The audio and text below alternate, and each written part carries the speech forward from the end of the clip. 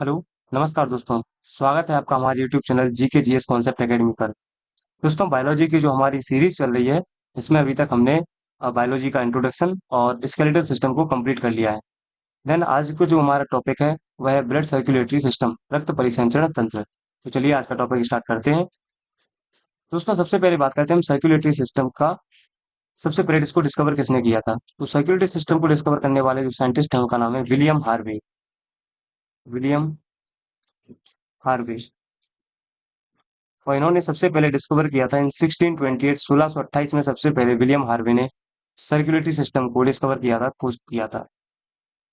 अगर हम इसके अर्थ की बात करते हैं, इसका मीन समझते हैं कि सर्कुलेटरी सिस्टम क्या होता है। देन हम बात करेंगे ग्रुप ऑफ ऑर्गन्स, अर्थात अंगों का ऐसा समूह that conduct circulation in our body, जो हमारे शरीर में यातायात या परिवहन का काम करता है, is known as circulatory system. उसे ही हम परिसंचरण तंत्र कहते हैं, अर्थात अंगों का समूह जो हमारे शरीर में पोषक तत्वों को यातायात करते हैं। अर्थात हम कह सकते हैं ग्लूकोज को एक ऑर्गन से दूसरे ऑर्गन तक ले जाना, ऑक्सीजन को एक ऑर्गन से दूसरे ऑर्गन तक ट्रांसपोर्ट करना, ये सारा काम जो रहता है वह रहता है सर्कुलेटरी सिस्टम का। That is called circulatory system, और इसकी खोज करता है विलियम हार्वे। चलिए आगे हम बात करते हैं।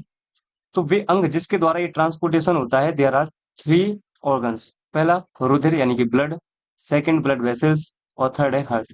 और ध्यान रखना, इन तीनों के जब हम फंक्शन को पढ़ते हैं, that is called circulatory system, इसी को हम परिसंचरण तंत्र कहते हैं। चलिए अब हम बात करते हैं। सबसे पहले एक टर्म है एंजियोलॉजी। एंजियोलॉजी का मतलब समझते हैं। एंजियोलॉजी का मतलब होता है to study about, to study about circulation. अर्थात हम कह सकते हैं परिसंचरण के अध्ययन की शाखा, परिसंचरण के अध्ययन की जो शाखा होती है, जो ब्रांच होती है, वह कहलाती है angiology. And who is the father of angiology? यहाँ भी नाम आएगा विलियम हार्वे का, विलियम हार्वे। तो यहाँ से हमारे तीन क्वेश्चन कवर होते हैं। पहला, father of circulatory system, that is William Harvey. ठीक है। एंड फादर ऑफ एंजियोलॉजी, ये भी होंगे विलियम हार्वे। ठीक है।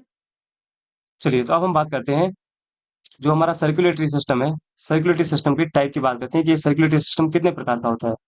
तो सर्कुलेटरी सिस्टम के दो प्रकार होते हैं। There are two types of circulatory system, that is open circulatory system and close circulatory system. खुला परिसंचरण तंत्र और बंद परिसंचरण तंत्र। अब ये खुला और बंद परिसंचरण तंत्र क्या होता है, आइए इसको समझते हैं। जब हम ओपन सर्कुलेटरी सिस्टम की बात करते हैं तो इसका मतलब होता है blood directly pumped one organ to other, यानी जब रक्त एक अंग से दूसरे अंग तक डायरेक्ट ट्रांसपोर्ट होता है, बीच में कोई माध्यम नहीं होता है, कोई मीडिएटर नहीं होता है, तो इस प्रकार के सर्कुलेटरी सिस्टम को हम बोलते हैं खुला परिसंचरण तंत्र। ठीक है। इसमें भी लिखा है रुधिर बिना रुधिर वाहिकाओं के माध्यम से एक अंग से दूसरे अंग की ओर जब प्रवाहित होता है, तो इसी प्रवाहित होने की जो सिस्टम है, जो तंत्र है, इसी को हम खुला परिसंचरण तंत्र कहते हैं। और ब्लड को पंप कराने का काम कौन करता है? हमारा हार्ट। तो यह खुला परिसंचरण तंत्र। और खुला परिसंचरण तंत्र की सबसे बड़ी विशेषता क्या है कि जिस भी जीव में खुला परिसंचरण तंत्र पाया जाएगा, तो आपको उसका जो ब्लड का सर्कुलेटरी सिस्टम रहेगा वो हम अपनी आंखों से देख सकते हैं। देन हम बात करते हैं क्लोज सर्कुलेटरी सिस्टम की, बंद परिसंचरण तंत्र। जब रुधिर यानी कि ब्लड का जो फ्लो होता है, वह रुधिर वाहिकाओं के माध्यम से हो, अर्थात हम कह सकते हैं ब्लड वेसल्स के माध्यम से हो, that is called close circulatory system. यहाँ पर है heart pumps the blood into organs through vessels, यानी रक्त वाहिकाओं के माध्यम से। और जो क्लोज्ड सर्कुलेटरी सिस्टम होता है, वो हम प्रत्यक्ष रूप से उसको देख नहीं सकते। और इसके एग्जाम्पल होंगे, देखिए जरा इनके एग्जाम्पल्स की जब हम बात करते हैं, तो देखिए ये है ओपन सर्कुलेटरी सिस्टम, तो ये है क्लोज। अब देखिए ओपन सर्कुलेटरी सिस्टम का सबसे बड़ा एग्जाम्पल है जैसे कॉकरोच, कॉकरोच, ये बटरफ्लाई, देन ये हो गया घोंगा, और ये ऑक्टोपस। ये सभी खुले परिसंचरण तंत्र के एग्जाम्पल हैं। आप अगर इसको देख पा रहे हैं तो देखिए इसमें जो ब्लड का ट्रांसपोर्टेशन होता है वो डायरेक्ट ऑर्गन टू ऑर्गन होता है, इसके लिए कोई ब्लड वेसल्स नहीं पाई जाती। वहीं हम अगर क्लोज सर्कुलेटरी सिस्टम की बात करेंगे तो उसका सबसे मेन एग्जाम्पल होगा ह्यूमन, अर्थात जितने भी मानव हैं, देन एनिमल, या हम बोल सकते हैं मैमल्स, जितने भी जानवर हैं, स्तनधारी हैं, उन सब में क्लोज्ड सर्कुलेटरी सिस्टम पाया जाता है, लाइक काऊ, डॉग, कैट, इन सब में क्लोज्ड सर्कुलेटरी सिस्टम प्रेजेंट होता है। ठीक है, तो आई होप आप ये समझ गए होंगे कि बंद परिसंचरण तंत्र और खुले परिसंचरण तंत्र में क्या अंतर होता है। चलिए, अब हम बात करते हैं रक्त के बारे में। सबसे पहले रुधिर, क्योंकि हमें, जैसा कि हमने पिछली स्लाइड में देखा था कि अगर हम रुधिर वाहिकाओं और हृदय के बारे में अध्ययन करेंगे तो हम पूरी तरह से सर्कुलेटरी सिस्टम को कंप्लीट कर लेंगे। तो सबसे पहले में हम रुधिर की बात करते हैं। देखिए दोस्तों, सबसे पहला पॉइंट आता है कि ब्लड इज लिक्विड ऑर्गन, अर्थात जो रक्त है यह कैसा अंग है? रक्त एक तरल अंग है, लिक्विड ऑर्गन। और जब रक्त एक तरल अंग है तो यहीं से एक पॉइंट और बनेगा हमारा कि blood is a liquid connective tissue. Blood is liquid connective tissue. Tissue, Hindi में बोलेंगे रक्त एक तरल संयोजी ऊतक है। तरल संयोजी ऊतक है। देखिए दोस्तों, रक्त एक ऑर्गन भी है, अंग भी है। तो रक्त कैसा अंग है? एक लिक्विड ऑर्गन है, एक तरल अंग है, और साथ में यह एक तरल संयोजी ऊतक है। अब ये टिश्यू क्या होते हैं, ये हमने जो हमारा इंट्रोडक्शन वाला पार्ट था उसमें कवर किया था। तो जो ऊतक होते हैं, ऊतक कई प्रकार के होते हैं, जिसमें हम बात करते हैं संयोजी ऊतक की, कनेक्टिव टिश्यू की। कनेक्टिव टिश्यू इसके नाम में ही छुपा हुआ है, कनेक्ट करना, अर्थात शरीर के विभिन्न भागों को जोड़ना। और जो ब्लड है वो लिक्विड अवस्था में पाया जाता है, इसलिए इसका जो नाम पड़ा है वह है लिक्विड कनेक्टिव टिश्यू, अर्थात तरल संयोजी ऊतक। क्लियर है? अब सबसे नेक्स्ट पॉइंट जो आता है, नेक्स्ट पॉइंट होगा कि जो हम जो ब्लड की स्टडी करते हैं, अध्ययन करते हैं, स्टडी अबाउट ब्लड, रक्त का अध्ययन। आपसे पूछा जाएगा रक्त का अध्ययन क्या कहलाता है? दोस्तों, रक्त का अध्ययन कहलाता है हेमेटोलॉजी। हेमेटोलॉजी, हिंदी में भी हम ऐसे ही लिखेंगे, हेमेटोलॉजी। तो रक्त का अध्ययन क्या कहलाता है? हेमेटोलॉजी। ये भी हमारा पॉइंट कंप्लीट हुआ। अब दोस्तों आपसे पूछा जाएगा कि जो रक्त की उत्पत्ति, ओरिजिन कहाँ से होता है? I am not talking about formation of blood, I am talking about origin, अर्थात उत्पत्ति कहाँ पर होती है ब्लड की। तो दोस्तों अगर हम रक्त की उत्पत्ति की बात करते हैं तो जो हमारा एम्ब्रियो होता है, एम्ब्रियो में 3 लेवल पाए जाते हैं। उनमें से एक लेवल होता है जिसका नाम है मीजोडर्म। अभी हम उसको देखते हैं, मीजोडर्म। तो जो रक्त की उत्पत्ति होती है वो होती है मीजोडर्म से। क्लियर है? अब हम देखते हैं ये मीजोडर्म क्या है। तो देखिए दोस्तों, ये एक एम्ब्रियो है, अर्थात ये एक भ्रूणीय स्ट्रक्चर है। इस एम्ब्रियो में आप ये वाला पॉइंट देख रहे होंगे, ये वाला एरिया ऊपर की सतह, ये कहलाती है एक्टोडर्म। ये जो मध्य की सतह होती है ये कहलाती है मीजोडर्म। और जो सबसे नीचे का जो आपको एक स्तर दिखाई दे रहा है, लेवल दिखाई दे रहा है, दैट इज कॉल्ड एंडोडर्म। तो जो एम्ब्रियो है ये 3 भागों में डिवाइड होता है, एक्टोडर्म, मीजोडर्म और एंडोडर्म। अब यहाँ पर अगर हम बात करते हैं एक्टोडर्म, मीजोडर्म और एंडोडर्म क्या होते हैं, तो ये कुछ नहीं, एक स्तर है एक प्रकार के। सबसे पहले हम बात करते हैं एक्टोडर्म। तो जब एक्टोडर्म से मिलकर बनता है हमारी स्किन, जो हमारी त्वचा होती है, न्यूरॉन्स बनते हैं, हमारी तंत्रिकाएं बनती हैं, एंड पिगमेंट सेल, जितनी भी वर्णक कोशिकाएं होती हैं वो बनती है हमारे एक्टोडर्म वाले पार्ट से। भ्रूण का जो एक्टोडर्म वाला पार्ट होता है उससे इनका निर्माण होता है। अगर हम मेसोडर्म वाले पार्ट की बात करेंगे कि मेसोडर्म से किस किस का निर्माण होता है, तो आप बोल सकते हो कार्डियक मसल्स, अर्थात हृदय की जितनी भी मांसपेशियां हैं उनका, स्केलेटल मसल्स, कंकालीय पेशियों का, देन रेड ब्लड सेल अर्थात रक्त का, आरबीसी का निर्माण होता है, और स्मूथ मसल अर्थात चिकनी जो मांसपेशियां होती हैं उनका निर्माण भी किससे होता है? मेसोडर्म से होता है। देन हम एंडोडर्म की बात करते हैं तो लंग्स सेल अर्थात जो हमारा फेफड़े होते हैं, फेफड़े की कोशिकाएं, thyroid cells and pancreas cell, इन तीनों का निर्माण होता है एंडोडर्म से। आइए इसको हम दूसरे स्ट्रक्चर में देखते हैं। मान लीजिए ये कोई भ्रूण है और ये भ्रूण का स्ट्रक्चर है। भ्रूण मैंने अभी बताया आपको, ये 3 भागों में डिवाइड होता है।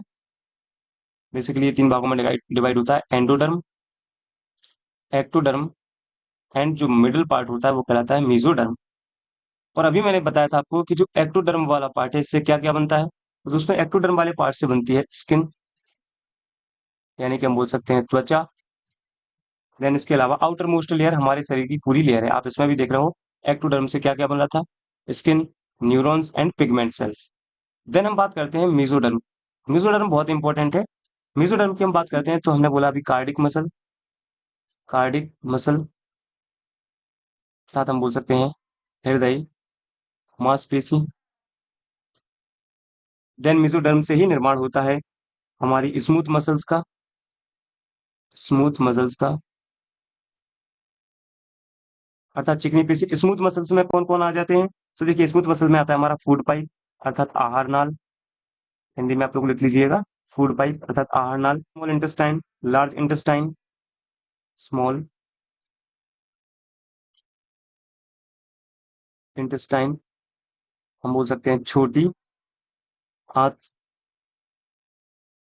है ना। लार्ज इंटेस्टाइन, इंटेस्टाइन, बड़ी आंत बोल सकते हैं। तो ये और हमारा जो स्टमक वाला पार्ट हो गया अर्थात आमाशय, ये सब स्मूथ पेशी के एग्जाम्पल्स हैं, ठीक है। और स्मूथ पेशी किसका एग्जाम्पल है? इसका निर्माण होता है मेसोडर्म से। देन हम बात करते हैं एंडोडर्म की। और दोस्तों एंडोडर्म सबसे पहला पॉइंट आएगा लीवर, अर्थात हम बोल सकते हैं यकृत। यकृत का जो निर्माण होता है वो एंडोडर्म से होता है। यकृत के अलावा हमारे लंग्स अर्थात फेफड़े, फेफड़ों का निर्माण भी भ्रूण के एंडोडर्म वाले पार्ट से होता है। Then thyroid gland, kidney, kidney की भी हम बात कर सकते हैं, किडनी अर्थात वृक्क, ठीक है, थायराइड ग्लैंड की बात। इसके अलावा पेंक्रियास, पेंक्रियास इसको हिंदी में बोलते हैं अग्नाशय। इन सभी का जो फॉर्मेशन होता है वो एंडोडर्म से होता है। तो दोस्तों याद रखेंगे जो भ्रूण है, एम्ब्रियो है, एम्ब्रियो तीन पार्ट में डिवाइड होता है, एंडोडर्म, एक्टोडर्म एंड मेसोडर्म। तो मैंने यहाँ पे आपको कवर किया है कि मेसोडर्म का निर्माण, मेसोडर्म से किस किस का निर्माण होता है? एंडोडर्म से त्वचा बनती है। देन एंडोडर्म से, सॉरी एक्टोडर्म से जो है त्वचा का निर्माण होता है। एंड एंडोडर्म से लीवर, लंग्स, किडनी और पेंक्रियाज आदि आदि इन चीजों का निर्माण होता है। क्लियर दोस्तों?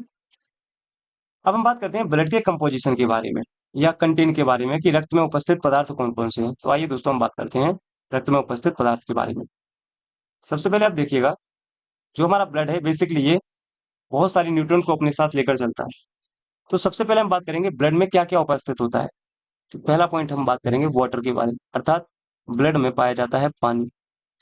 देन हम बात करेंगे ब्लड में पाया जाता है ऑक्सीजन, ब्लड में पाया जाता है CO2 कार्बन डाइऑक्साइड, क्योंकि जो ब्लड है ब्लड का काम है ट्रांसपोर्टेशन करना, तो ये अपने साथ ऑक्सीजन को भी कैरी करेगा, कार्बन डाइऑक्साइड को भी कैरी करेगा।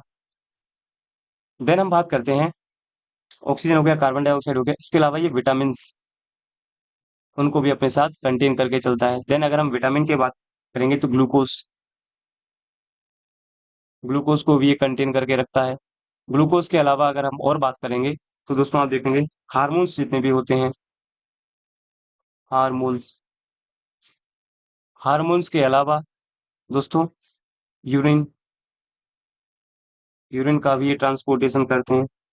कई प्रकार के न्यूट्रिएंट्स जो हमारे ब्लड में पाए जाते हैं, तो ये न्यूट्रिएंट का भी ट्रांसपोर्टेशन करते हैं, अर्थात जो ब्लड है ब्लड में न्यूट्रिएंट भी पाए जाते हैं, पोषक तत्व। न्यूट्रिएंट के अलावा कई प्रकार के जो मिनरल्स होते हैं, खनिज पदार्थ होते हैं, वो भी उपस्थित होते हैं इसमें, मिनरल्स। और देन हम कह सकते हैं कि मिनरल्स के अलावा जो हमारे ब्लड में पाया जाता है वह है कुछ सेल्स, कुछ प्रकार की कोशिकाएं। तो इस प्रकार से हमारे पूरे ब्लड का कंटेन हो गया ब्लड में उपस्थित पदार्थ। तो हम देख सकते हैं ब्लड में क्या क्या उपस्थित होता है? पानी, water, oxygen, carbon dioxide, vitamin, glucose, hormones, urine अर्थात मूत्र, न्यूट्रिएंट पोषक तत्व, मिनरल्स अर्थात खनिज एंड देन सेल्स। कुछ कई टाइप की जैसे आरबीसी है, डब्ल्यूबीसी है, प्लेटलेट है, डब्ल्यूबीसी के भी 5 प्रकार होते हैं। तो ये सारी सेल्स जो हैं ये सब कहाँ पर प्रेजेंट होती हैं? ब्लड में प्रेजेंट होती हैं। तो ये हमने देखा कि ब्लड में उपस्थित पदार्थ कौन कौन से। देन अब हम बात करते हैं रक्त के निर्माण की, फॉर्मेशन ऑफ ब्लड की। दोस्तों अगर हम फॉर्मेशन ऑफ ब्लड की बात करेंगे तो मैंने जब स्केलेटल सिस्टम पढ़ाया था उसमें बताया था कि रक्त का निर्माण होता है जो हमारी बोन्स होती हैं उनमें, जो एक मैरो है, मज्जा गुहा है, उसमें रेड बोन मैरो और येलो बोन मैरो प्रेजेंट होती है। इन्हीं रेड बोन मैरो और येलो बोन मैरो से मिलकर हमारी ब्लड सेल्स का निर्माण होता है। तो हम कह सकते हैं कि जो हमारे रक्त का निर्माण होता है, रक्त का निर्माण होता है बोन मैरो में, बोन मैरो, अर्थात हम कह सकते हैं अस्थि मज्जा में। तो रक्त का निर्माण कहाँ होता है? अस्थि मज्जा। तो हम बोल सकते हैं normally blood formation takes place inside the bone marrow. सामान्यतः रक्त का निर्माण अस्थि मज्जा में ही होता है। लेकिन अगर हम बात करते हैं एम्ब्रियो, यहाँ पर पॉइंट आप नोट डाउन करेंगे, इन केस ऑफ एम्ब्रियो, तो आप बताओगे जो ब्लड है, blood formation take place in liver और स्प्लीन, लीवर और स्प्लीन अभी देखेंगे हम आगे। दोस्तों इसका मतलब है कि भ्रूणीय अवस्था में, किस अवस्था में, भ्रूणीय अवस्था में, भ्रूणीय अवस्था में अगर हम बात करेंगे रक्त के फॉर्मेशन के बारे में, तो भ्रूणीय अवस्था में रक्त का निर्माण होता है यकृत में और स्प्लीन में। स्प्लीन का मतलब होता है, इसको हिंदी में बोलते हैं तिल्ली, और लीवर का मतलब होता है यकृत। तो भ्रूणीय अवस्था में रक्त का निर्माण होता है लीवर में और तिल्ली में, यकृत में। क्लियर है? तो ये ब्लड के फॉर्मेशन का जो हमारा पॉइंट था ये कवर हुआ। तो जनरली जो ब्लड का फॉर्मेशन होता है ये होता है बोन मैरो में। देन जो सेकंड कंडीशन है वो है कि भ्रूणीय अवस्था में, in case of embryo, embryonic stage, भ्रूणीय अवस्था में ब्लड का फॉर्मेशन होता है लीवर में या तिल्ली में। आई होप ये पॉइंट क्लियर होगा। देन नेक्स्ट पॉइंट हम बात करते हैं कि जो हमारा ब्लड है ह्यूमन बॉडी में, बेसिकली हमें क्योंकि ह्यूमन बॉडी की बात करनी है, तो मानव शरीर में रक्त के प्रकार। दोस्तों मानव शरीर में दो प्रकार का रक्त पाया जाता है, ऑक्सीजनेटेड ब्लड और डीऑक्सीजनेटेड ब्लड, अर्थात ऑक्सीजन युक्त रक्त और कार्बन डाइऑक्साइड युक्त रक्त, या हम उसको बोल सकते हैं ऑक्सीजन मुक्त रक्त। दोस्तों अगर हम ऑक्सीजन युक्त रक्त की बात करते हैं, ऑक्सीजनेटेड ब्लड की बात करते हैं, तो इसमें ऑक्सीजन की मात्रा सर्वाधिक पाई जाती है। ठीक है? और जिसमें ऑक्सीजन, कार्बन डाइऑक्साइड की मात्रा सर्वाधिक पाई जाए तो वह रक्त कहलाएगा ऑक्सीजन मुक्त रक्त, अर्थात कार्बन डाइऑक्साइड युक्त रक्त। दोस्तों अगर हम बात करते हैं ऑक्सीजन युक्त रक्त की, तो ऑक्सीजन युक्त रक्त को लेकर भी कौन जाता है, हीमोग्लोबिन। हमारे ब्लड में एक पिगमेंट उपस्थित रहता है, that is called haemoglobin. Haemoglobin, ये हीमोग्लोबिन अपने साथ ऑक्सीजन को कैरी करता है, लेकिन साथ में हम बात करेंगे यही हीमोग्लोबिन, हीमोग्लोबिन साथ में अपने कार्बन डाइऑक्साइड को भी कैरी करता है, CO2 को भी कैरी करता है, अपने साथ लेके चलता है। और जब ये हीमोग्लोबिन ऑक्सीजन से मिलता है तो निर्माण होता है ऑक्सी हीमोग्लोबिन का, तो ये कहलाता है ऑक्सी हीमोग्लोबिन। वहीं जब हीमोग्लोबिन कार्बन डाइऑक्साइड के साथ क्रिया करता है तो जो प्रोडक्ट बनता है वह कहलाता है कार्बो oxy haemoglobin, कार्बो oxy haemoglobin. Clear है दोस्तों? और जो ऑक्सी हीमोग्लोबिन होता है, इसका जो कलर होता है वो होता है रेड कलर, अर्थात जिस ब्लड में ऑक्सीजन उपस्थित होगा, ऑक्सीजन प्रेजेंट होगा, उसका जो कलर होगा वो होगा रेड कलर। और कार्बो ऑक्सी हीमोग्लोबिन की वजह से रक्त का कलर होता है डार्क ब्लू या ब्लैक, डार्क ब्लू, या हम बोल सकते हैं ब्लैक कलर। क्लियर है? तो दोस्तों यहां से जो क्वेश्चन बनेगा वह यह है कि जिस ब्लड में ऑक्सीजन उपस्थित रहता है, प्रेजेंस ऑफ ऑक्सीजन, तो उस प्रकार का जो रक्त होगा वो होगा लाल, लाल, रेड कलर ब्लड। और देन जिस ब्लड में कार्बन डाइऑक्साइड की मात्रा अधिक होगी, दैट इज कॉल्ड कार्बोक्सीमोग्लोबिन वाला ब्लड, और इसका रंग होगा डार्क ब्लू या ब्लैक। तो इस प्रकार से ये हमने टाइप देखे ब्लड के, और आप इस प्रकार से डायग्राम में भी देख सकते हैं, ये ऑक्सीजनेटेड ब्लड है और ये कार्बन डाइऑक्साइड युक्त रक्त है। ओके, तो इसका रंग है नीला और इसका रंग है लाल। अब नेक्स्ट टॉपिक में, नेक्स्ट लेक्चर में हम बात करेंगे कंपोजिशन ऑफ ब्लड, ब्लड के बारे में। तो दोस्तों आज का लेक्चर अगर आपको पसंद आया हो तो वीडियो को लाइक करें, अपने दोस्तों के साथ ज़्यादा से ज़्यादा शेयर करें, और हमारे चैनल पर यदि आप नए हैं तो हमारे चैनल को सब्सक्राइब करें। Thank you.